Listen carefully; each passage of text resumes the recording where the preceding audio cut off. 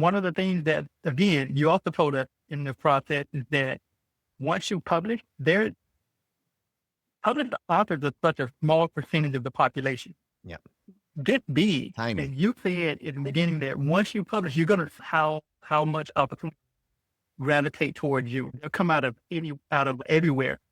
So for me, when I did my TEDx talk, I basically memorized the introduction to my book. That was my TEDx. I memorized the whole introduction, and that was the TEDx talk.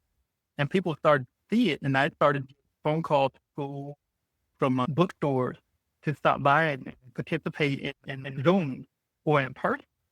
And just being able to offer the story that I just explained to you all, and also simply being a published author, that drew so many people to the story, and to be able to explain to them where it all evolved from, I think played a large role in it.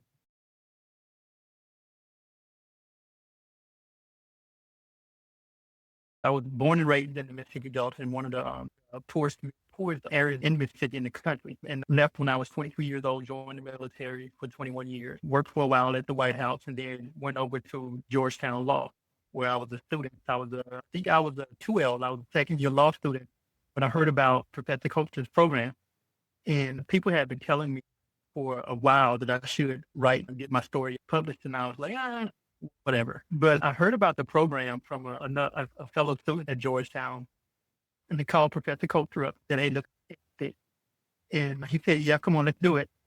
But about 2 months into the program, and I know you remember this, not even 2 months in, maybe a month in, the 30 days in, I called him and I was like, you know what? It's not for me. I don't want to do it. I'm out. No. I remember. And and he said, hold on, slow down. Let's give it a month.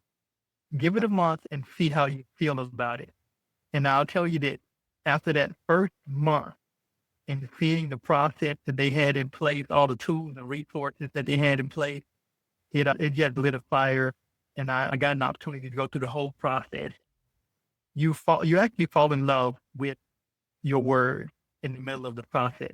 Fall in love with your story chapter, and it becomes so emotionally tied. You become so emotionally tied to it. And I think one of the best things, or one of the most useful things that I was told during the process was at the beginning, and that you told me that you said a book is not written, a book is rewritten. And I've said that so many times. Yeah, I've said that so many times since the book has been published, citing in school, at bookstores. I've repeated that sentence, that a book is not written, rewritten. So that's my journey of how I got into the program and how I got to this point. Yeah, and it's been a roller coaster ride. For me, the premise of the book, when I decided to finally write it, when I met Professor Colster, the foundational reason for writing the book was to show people, specifically youth, that grow up in the same situation that I grew up in the Mississippi Delta or up north, another major city or small community, people who are facing adversity. Hey, here's a story that when you read this title, you might not believe it, but it's true.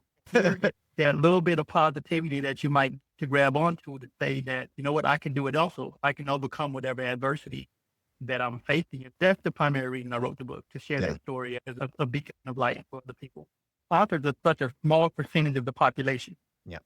This big. Tiny. And you said in the beginning that once you publish, you're going to how much opportunity gravitate towards you. They'll come out of everywhere. Mississippi So for me, when I did my TEDx talk, I basically memorized the introduction to my book. I memorized the whole introduction. That was the TEDx talk. And people started to see it, and I started dug a little bit phone deeper. calls They were being cheated out of their pay. from bookstores. So I flew to Washington, stop D.C., by and I and testified before participate Congress, in where Zoom my opponent or in works, person. Senator Roger Wicker, Just and I explained being to them able how the to federal offer policies were the story allowing that I just Mississippi explained workers to to be you cheated all, out of their hard-earned and pay. also simply And being a published my author, opponent did that drew so absolutely many people nothing for his to own the story, constituents, and even to though be he able to knew explain to them that they were where being it all cheated out of evolved their pay. from. That's I when think played a Pinkins large said he role knew in it. something I don't had care to what you be write done about. Write what you because want to of the write lack of about. I've had efforts in another Washington. publisher say everybody Fundamentally, should my write a story. platform revolves And I thought around that was so our motto, which is you talk, I Yes. listen, we do. bad. says he plans to Everybody has listen a to the unique needs of the story community and to take tell. action. Tell I it. can listen to hear what's Tell your important story, to and their if communities. people like and it, three, they'll be. together They we can do don't, what's it's fine. necessary to But move at least you these told your communities story. and our states forward. In Jackson, Crystal Tisme, 16 WAPT News. Me going to these initial 32 counties so far, that's how much energy my campaign has already galvanized. So I'm not thinking telling people to about vote Republican. what's going I on wouldn't. now, I and don't. it's not even my But I'm election also season, saying and what's to going to happen voters, next year especially when it's Democrats, just especially me black and voters, the we have to president stop and maybe a congressional giving our candidate. vote away as I a think block is just a in statewide prelude to elections what could happen, to a the type of candidate energy that this thing could that generate.